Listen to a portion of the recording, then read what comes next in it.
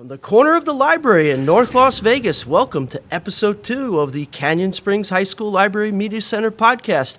I'm your host, Dr. Rico, along with Eason Drayton and Jerry Rice. And on the board today, well, I'll be back there.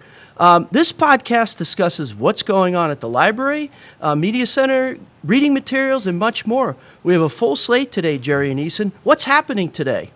Today, our special guest is the man who interviewed Dr. Rico for the chief librarian position here at Canyon, Assistant Principal Mr. Canfield. Oh, yeah, and he is responsible for us buying all this equipment, so a big shout out right away. Well, don't.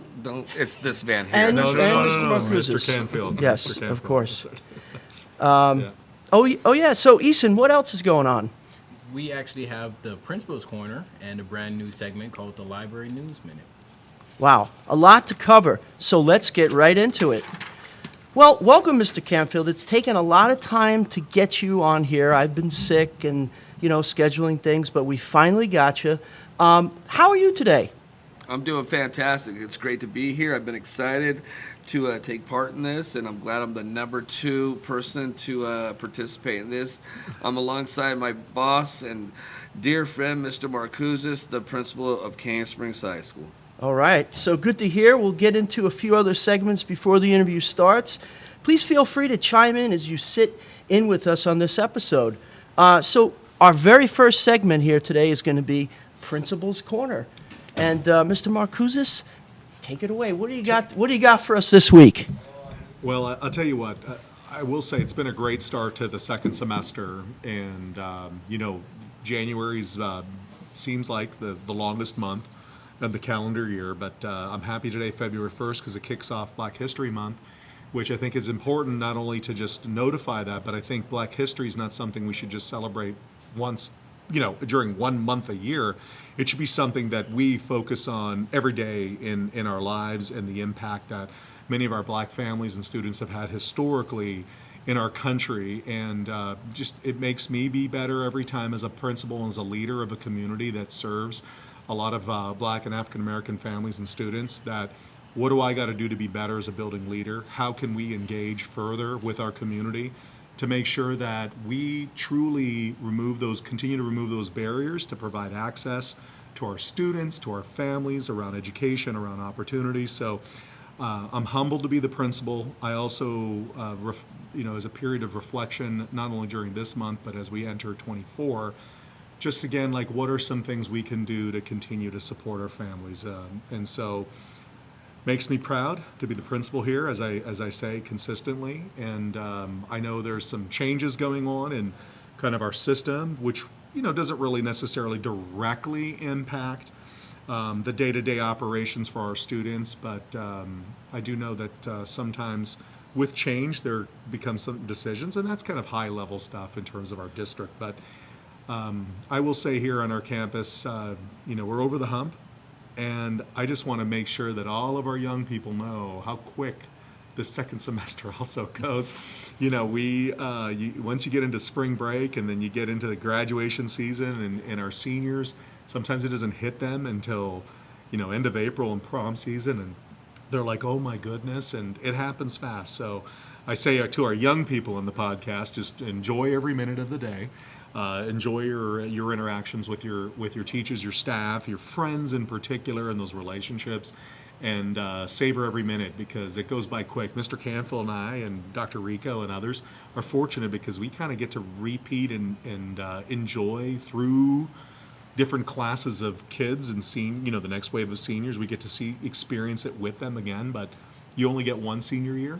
And I know you guys aren't there yet. Jerry, you're senior now. I'm a junior. You're a junior, so you got some time, right? But for our seniors that are listening, I think it's important for them to know that they finish strong. The true epitome of finishing strong is this time of year, and enjoy every moment of being a high school student. So thank you for the opportunity, Dr. Rico, Jerry, Easton, for speaking today. I'll take questions. I know it's a minute. It's well more than a minute. But if they got questions for me, I'll take them. If not, I'll pass it back over to you guys.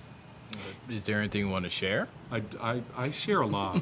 I can eat up this podcast, and you'll never talk to Mr. Canfield, right? So, but if you got something for me, I always love asking the students when I go into classrooms, if I'm ever kind of engaging with them, What are some things that are going well? What are some things that you think I need to focus on to continue to improve the school? Because at the end of the day, myself, my APs, my teachers, my team, they're here to really create the best environment for you guys. And so if there's something, sometimes the grown people don't always see it through your lens.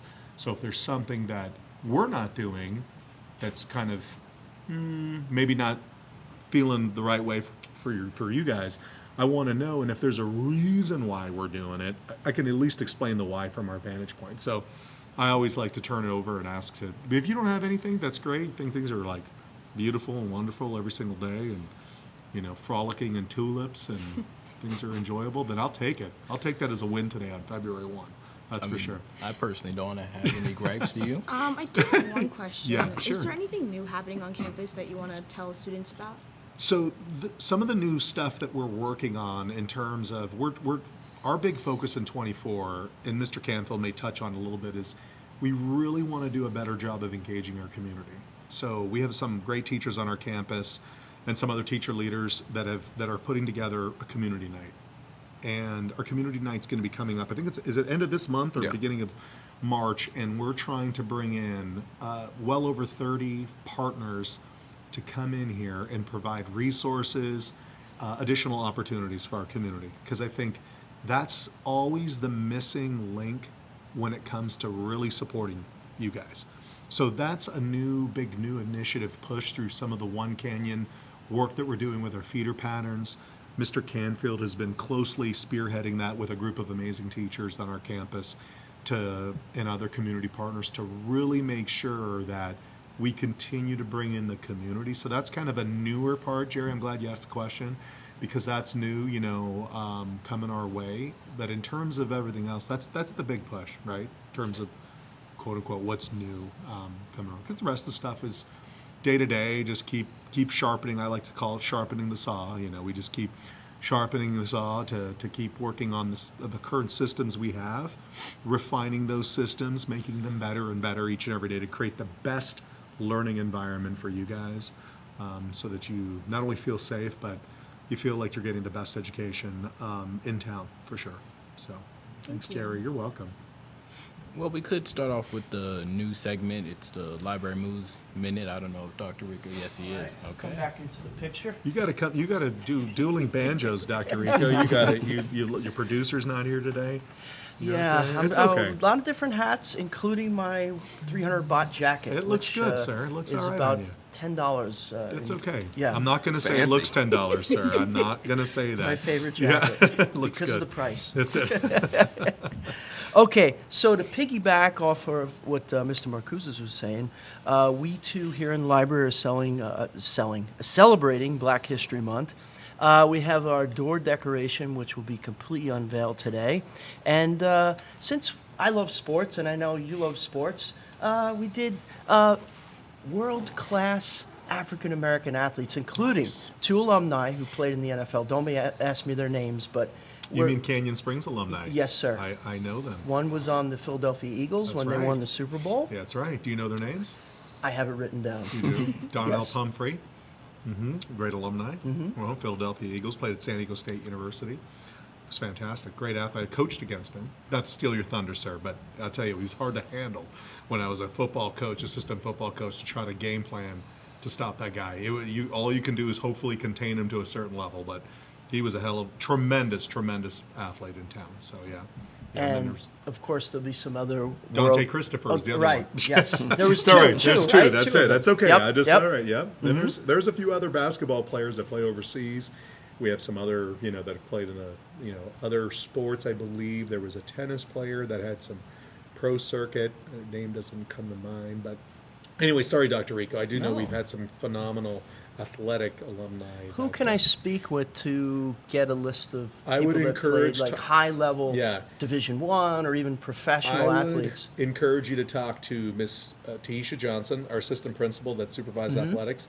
She has been a staff member here for almost the full tenure. So at least 18, 19 years. This is 20 years the school's been open. She's been here for most of it. And if she doesn't have all the answers, which I think she'll have most, if not all, Freddie Banks, our head basketball coach, has been here since day one. Will know all the athletes of all the sports that have gone to the highest level as well. So, yeah, they would definitely know. Good resources. Yeah, no problem. Great resources. So we still have our MLK book collection up from MLK Day, but in the next coming days, we will have books on world-class African-American athletes. Awesome. Some of my favorites, Reggie Jackson, Jackie Robinson, Muhammad Ali. Yeah. I don't want to give it away too much, but just a little teaser. Okay, what else is going on here in the library is the community puzzle. They're working on the Mona Lisa.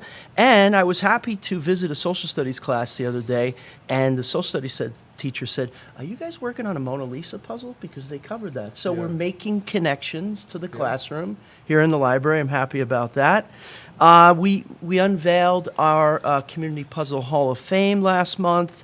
And another thing, we'll have freshman library orientation starting in the coming weeks. We want every freshman to come in here to the library, know about the library, specifically Follow Its Destiny Discover, which is the catalog right on their devices. You'll have ebooks, access to ebooks on there, audiobooks, and our physical collection. Nevada Reading Week right around the corner. Thank you both for facilitating the purchase of the T-shirts, which will be prizes. Those T-shirts have the logo and the theme of this year's Nevada Reading Week, which came from a student. They artistically created that. That's March 4th through 8th. And we'll have contests and activities daily, including prizes, the T-shirts, like I said, and possibly school store items that they can win as well. And this will be a school-wide reading challenge. So more to come. That was actually more than a minute. I apologize. I think I went more than a minute on mine, too. So, yeah. So that's what's happening, some of the things in the library, and much more. So I'll turn it over to Eason and Jerry now, and they can do the interview. Okay. Yeah. So, you wanted to start off by telling us a little bit about yourself? Absolutely. I'll try to be less than a minute, but sometimes when I talk about myself, I might go a little bit over. It's all fine. My name's Adam Canfield. I'm an assistant principal at Canyon Springs High School. I'm born and raised in Las Vegas. I went to elementary school, Doors French Elementary, Cannon Middle School, and then Green Valley High School. And then I went off to play soccer for 4 years in college. And then I got a teaching license at the age of 22 and started up teaching at Liberty High School. Myself and Mr. Marcuzis actually taught over there and opened up that school. And so that was an exciting time. And then I went over to teach social studies at Foothill High School, became an administrator, and then came over to Canyon Springs as an administrator.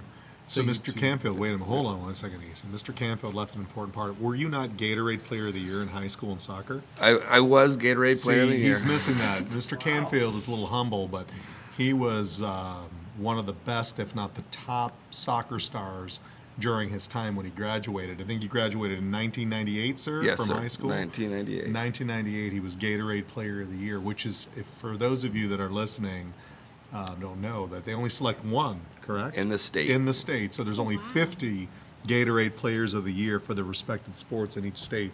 Mr. Canfield was Gatorade Player of the Year and earned the opportunity to play in college. So he kind of bypassed.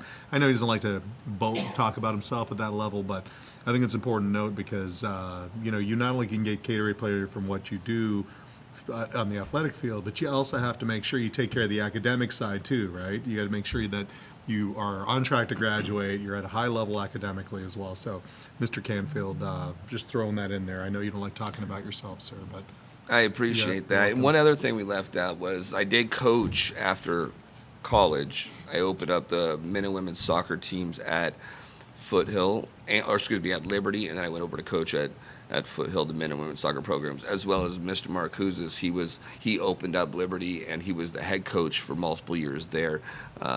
not in soccer, though. Not in Football. soccer, in football. Yeah, that's right.